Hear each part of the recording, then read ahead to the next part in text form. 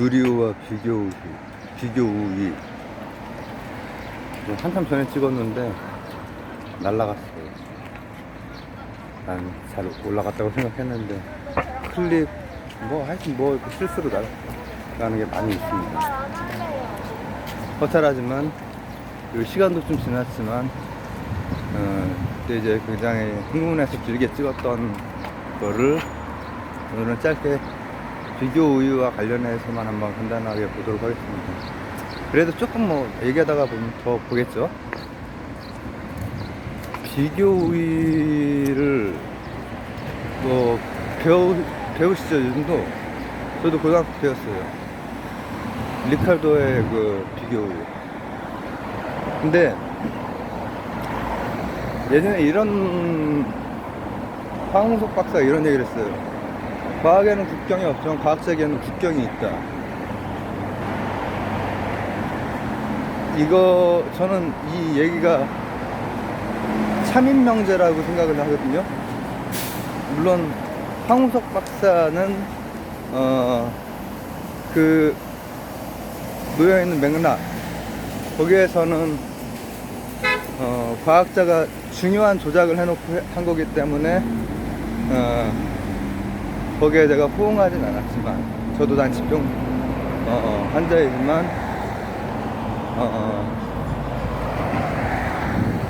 그거에 대해서 제가 찍어놨습니다.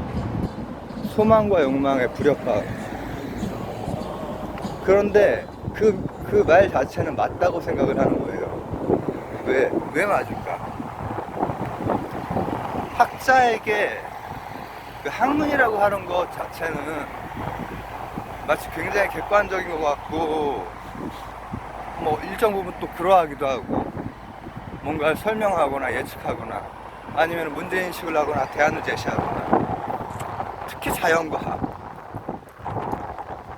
생각보다 더 길어지는 거 아니야? 근데 저는 그게 이제 학자에게는 국적이 있다라고 생각을 하는 게, 제가 멜서스 편 할 때 리카도 얘기를 했었나? 멜서스 편은 여기다 링크를 걸게요. 멜서스는 영국 사람이고, 영국에 진짜 막 이상한 사람 취급 당했는데 영국의 정책에 다 반영됐어요. 그리고 그 통찰 중에서 많은 부분이 뭐라고 하면 좋을까?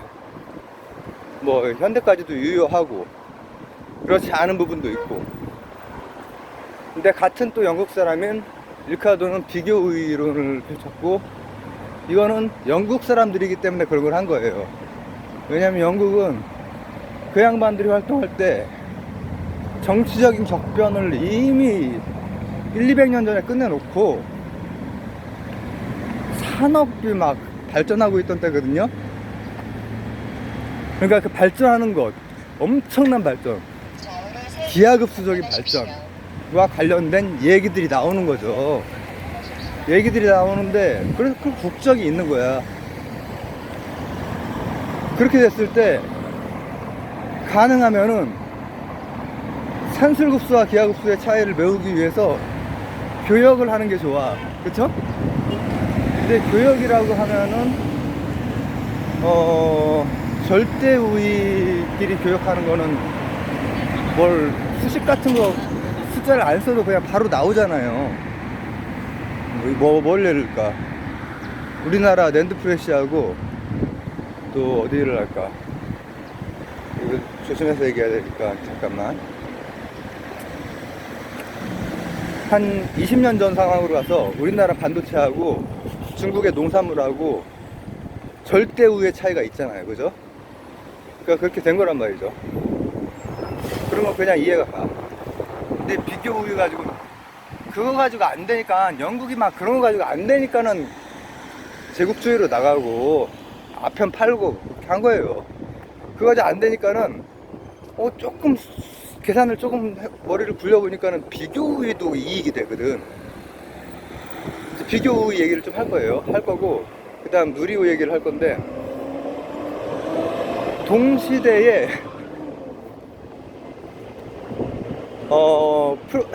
독일 독일이나 이탈리아는 좀 늦어요. 그 국가를 제대로 형성하는 게 늦거든요. 그러니까 거기에서는 다른 경제학이 나와요. 경제학 자체는 거기에서도 수식으로 잘 설명이 됐고, 여기에서도 수식이나 논리 가지고 잘 설명이 되어서 객관적인 면이 있지. 객관적으로 보이지. 그러나 자국의 이익을 위해서 이쪽은 다른, 그렇게 막 자유무역해서 되겠어? 하는 그런 게 나온단 말이죠. 그리고 그 전 시기로 가면은 이탈리아에서 마키아벨리 같은 피도 눈물도 없는 그런 얘기가 나오잖아요. 멜서스가 그랬던 것처럼. 그 당대에 맞게, 이게 지금 이탈리아가 위쪽이랑 남쪽이랑 교황파랑 황제파랑 또 중간에 이제 그 뭐라고 합니까, 무역상들 뭐 이런 다 가면 쪼개져 있고 하니까 너무 늦는 거야, 영국 프랑스에 비해서. 그러니까 거기에 있는 학자들은, 정치학 경제학자들 다 자국의 그걸 가지고 하는 거야. 사회과학이니까 당연히 사회과학자는 국경이 있는 거지. 사회과학도 있고, 이게 아니고 자연과학도 증거들이 모여서, 빅뱅 또 간접 증거예요. 직접 증거를 어떻게 모아. 증거들이 모여서 헐크 이런 것도 이제 저는 간접 증명으로 봐요.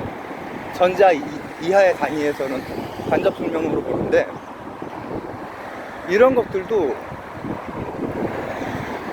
이런 건 객관적이지 않냐. 과학자는 물론 국경이 있어서 뭐 오펜하이머가 어디 가서 뭘 하고, 예를 들어서 핵무기 거기에 참여했던 과학자들 있죠. 그 엄청난 과학자들이 다 비참한 어떤 삶을, 그 원폭 그거 되고 나서 비참하고 고통스러운 삶을 살고 막 그런 경우가 되게 많았거든요. 근데 어쨌든 간에 각국의 그 과학자들은 일본도 직전까지 갔었거든요. 그때 독일 마찬가지고, 미국에서 제일 빨리 이제 원자폭탄 그걸 한 것이고, 그리고 나서는 싹 나머지들 사다리 걷어차기 한 다음에 소련, 미국 둘이서 이제 그 경쟁을 하면서 이제 우주 시대도 열리고 했잖아요. 국경이 있어요, 과학에도. 빅뱅 같은 이론도 곰곰이 따지고 보면은 묵시록적인 그 세계관에서 나올 수 있는 그쪽 문화가, 그러니까 비교 우위로 빨리 들어갈게요. 그래야 누리호 얘기도 하지. 비교 우위는 그럼 뭐냐? 자, 우리나라가 우리나라랑 미국으로 하자 그래. 아까 우리나라랑 중국으로 했으니까, 우리나라랑 미국이랑 반도체를 누가 더 잘 만들까? 우리가 잘 만들지. 그리고 미국에서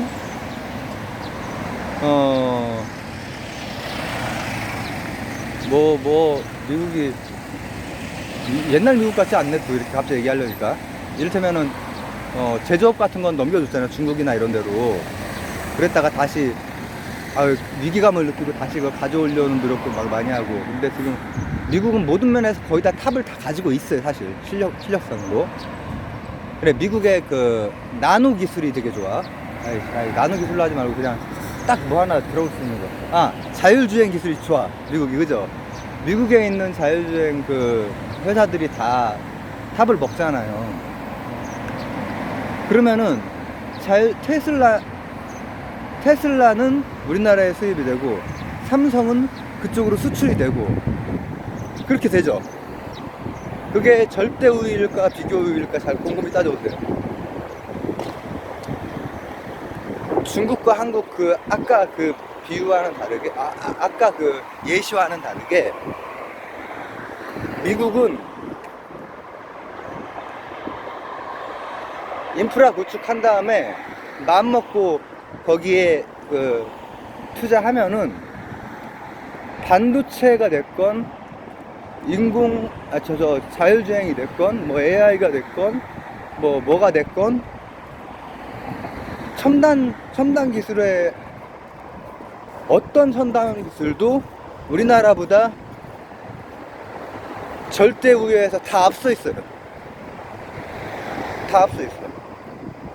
일본도 많은 부분 앞서 있고, 지금 현재 진짜 기술력 자체로 봤을 때, 국뽕 빼고 봤을 때. 근데 왜 이렇게 분업을 하지? 하나의 상품, 테슬라 들어가는데 들어가는 소스 단위하고, 반도체 하나 하는데 들어가는 소스 단위하고, 만약에 거기에서 제대로 공장을 세우면은 땅도 넓고, 반도체 공장 우리나라보다 더 넓게 세워봐. 우리나라 라인이 잘 돼 있으니까 거기가 지금 가성비가 되게 좋은 건데, 가성비가 얼마 간다고 생각을 해봐. 뭐 오래 걸리지도 않아. 만약에 그렇게 진짜로 한다면은 진짜 단기간 내에 올라갈 수 있어요. 그래서 우리나라 갑자기 먹고 살 게 막막해질 수 있어. 근데 그렇게 했을 때 이쪽이 둘 다 절대 우위고 이쪽이 둘 다 이제 열위란 말이죠. 그럼에도 불구하고 무역을 하는 게 나아요. 무역을 하는 게 각각 들어가는 단위 비용, 미국에서 각각 들어가는 단위 비용이 각각이 다 다른데, 그거를 리카르도는 계산을 해본 거야.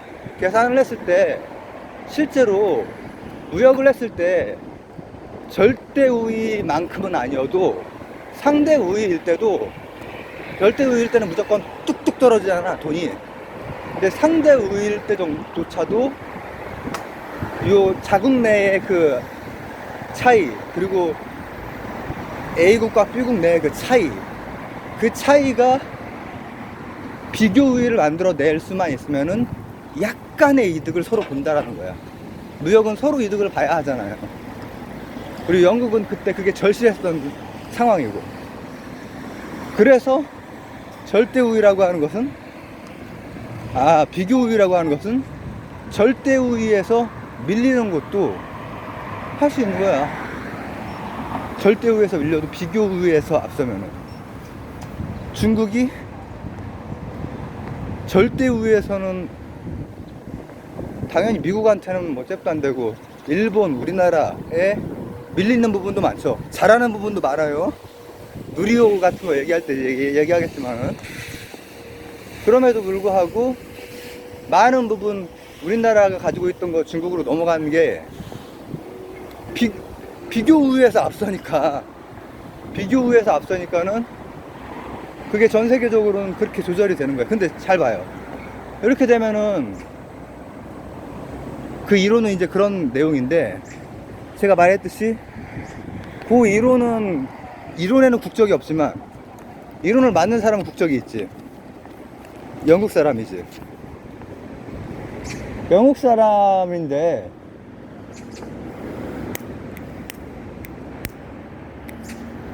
영국은 징기스칸과 그 미국 비교했을 때 영국이 굉장히 오래 잡았었다. 사실 우리는 영국의 시대에 안 살고 있어서 그렇지, 아마 우리 할아버지들이 딱 이렇게 모여있으면은 영국 하면은 막 지금 우리가 미국 생각하는 거 이상일 거다. 오랫동안 해상 대제국이었고, 미국도 한 100 몇십 년 갔지만은 영국 그 이상 갔단 말이죠. 근데 영국이 비교 우위면은 사이좋게 잘 전 세계적으로 나눠서 하면 되겠네? 그게 맞나? 아니지. 어차피 절대 우위에 다수를 점하고 있으면은 거기에서 꼭 필요한 어떤 것들은 지네가 비교 우위를 갖는 걸로, 국제 질서는 냉혹하니까요. 국제역학이라고 하는 거고, 국제역학, 힘의 균형, 국방 외교, 이런 거 다 고려해서 비교 우위에 있는 것을 정하는 나라는 어떤 경우에도 절대 우위를 많이 가지고 있는 패권국이 정할 수밖에 없죠. 그래서 반도체의 전 세계적인 공정도 보면은 미국이 조절을 하고 있는 거죠. 제가 낸드 플래시 아까 올리고 지금 이제 내가 이거 누리호 그때 찍었는데 바로 찍었는데 그걸 또 유실이 돼가지고 지금 찍는데, 그럼 보세요. 미국과 우리나라의 관계에서 봤을 때 미국이 다 절대 우위를 가지고 있는데 비교 우위상 우리나라가 반도체 중에서 메모리 반도체, 시스템 반도체는 지네가 가지고 있어요.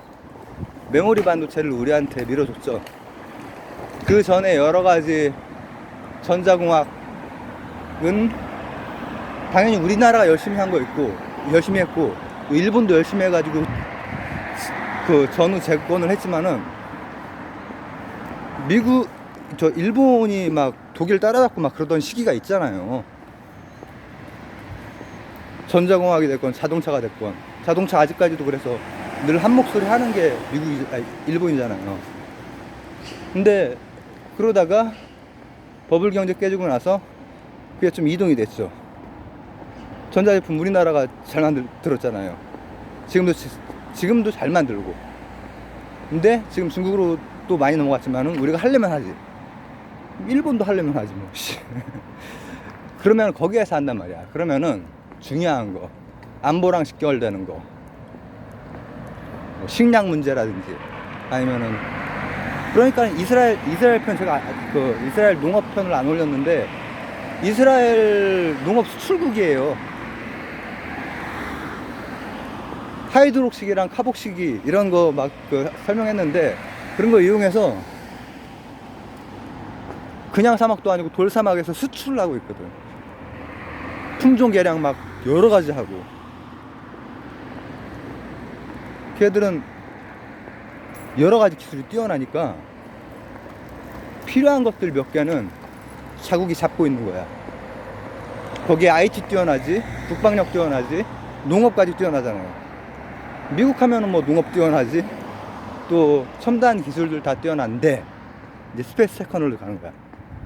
스페이스 테크놀로지가 제가 누리호 첫 번째 길게 찍었을 때 한번 했던 게, 우리나라가 왜 이렇게 계속 못하고 있지? 수십 년 차이가 나는데, 나중에 커서 보니까는 미국이랑 소련이 막았던 거야.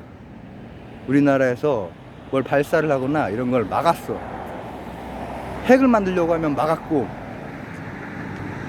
막 엄청난 갈등이 생겼고, 그냥 우주탐사, 저는 이제 좀 더 순수하게 우주탐사가 다 국방용이에요, 사실. 국방용이지만, 국방용일 뿐 아니라 실생활에 다른 과학 기술도 거기에서 많이 이제 연구가 되거든요. 생각지 못한 부산물들로 이제 그런 게 진보가 되는데, 막았다가 거기가 우위가 있으니까 거기서 정하는 거야. 너희는 반도체 중에서 시스템 반도체는 건드리지 말고 메모리 정도 해. 배터리 괜찮아. 그리고 뭐 한류 좋지. 한류는 뭐 진짜 너무 세니까는 뭐 거기에서 뭐 어떻게 하기 좀 그렇지. 잘못했다가는 막 외국에 이제 또 난리 나고 하잖아요, 요즘에는. 근데 스페이스 테크놀로지 같은 것은 엄청난 자원과 이 집중 선택이 이루어져야 되는 것이고, 그리고 국방이랑 너무 가까운 거예요. 그리고 기술에서도 너무 최첨단이고, 공학적으로 최첨단이고. 근데 그걸 성공을 두 번째 해버렸어. 첫 번째, 솔직히 그 과학자들이 3분의 1의 확률이라고 얘기를 했어요, 성공 확률이. 그리고 두 번째는 뭐 내가 과학자들 얘기를 들은 건 아니지만 반반 정도지만은 꼭 됐으면 했는데 됐어. 이건 진짜 기적적인 거거든, 사실. 우리나라 교수에서. 근데 이게 바로 비교우위와 절대우위와 비교우위로 설명이 가능하단 말이에요.